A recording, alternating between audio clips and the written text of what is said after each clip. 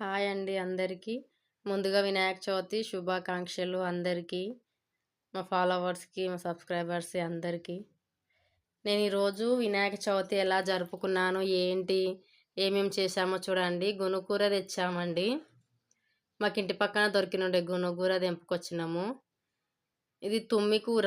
తెలుసు కదండి మీకు తుమ్మి కూర. మనం ఈరోజు వినాయకుడికి కలగూరలు వండుతాం కదా! నాకైతే అవైలబుల్‌లో ఉన్న ఆకుకూరలన్నీ తీసుకొచ్చిన. తుమ్మి కూర ఒకటి, పుంటి కూర, ఇంకా చింతకాయలు. మనం ఈరోజు మెయిన్ చింతకాయలే కదండీ ఏసేది.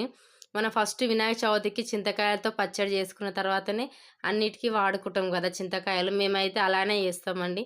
అంతకంటే ముందు ఎవ్వరు అస్సలు వాడరు చింతకాయలని. చింతకాయలకున్న స్పెషాలిటీ అది ఒకటి.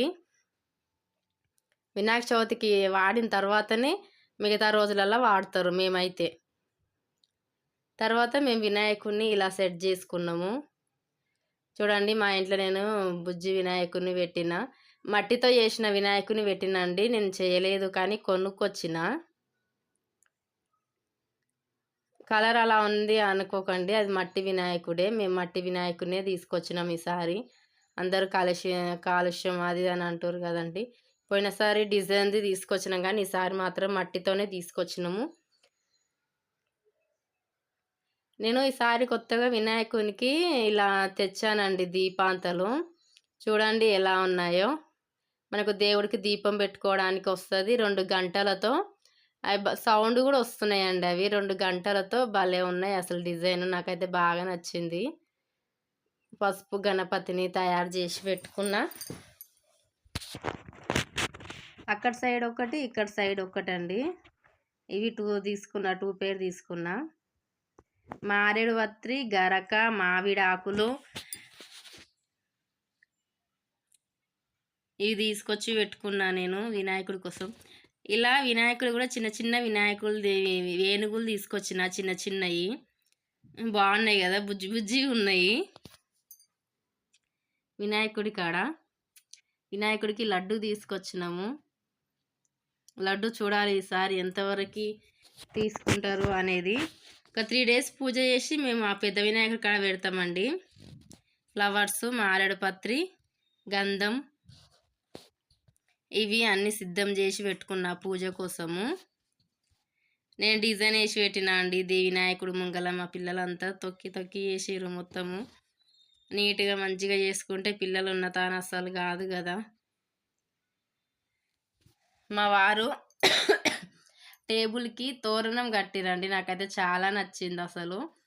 తోరణము అలా కట్టడం చాలా బాగా అనిపించింది నాకు. ఎప్పుడు అట్లా చేయలేదు, ఈసారి మాత్రం బాగా చేసిండు. మారేడుకాయ మర్చిపోయినా మీకు చూపించడము. మారేడుకాయ పెడతాం కదా, మారేడుకాయ, సీతాఫలం. ఇదే దేవునికి అది ఉంటుంది కదండి రెడీమేడ్ది దండ తెచ్చినాము, అది చూపిస్తున్నా మీకు. పాయసం, నేను ఈ పాయసం ఇలా చేశానండి. పాల తాలికలు అంటారు కదా. చూడండి ఎలా ఉందో, బాగుంది కదా. నేను డ్రై ఫ్రూట్స్ అవన్నీ ఏమేయనండి. అంటే మామూలుగా మనము అన్నీ స్వీట్స్లలో వేసుకుంటాం కదా డైలీ వేర్గా. ఇలా వేయాలి, దీంట్లో వేయను అనమాట. ఎప్పుడైనా వేయను, ఇలాగే ఇష్టం నాకు సింపుల్గా. వినాయకుడి కాడ పాయసం అయిపోయింది. దీపం ముట్టించినాం.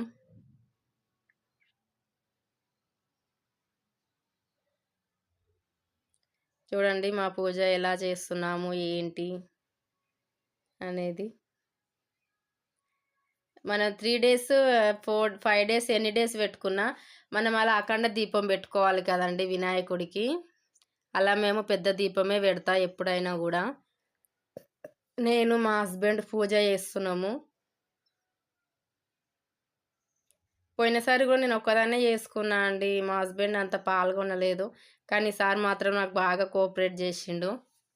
చాలా బాగా అనిపించింది నాకైతే.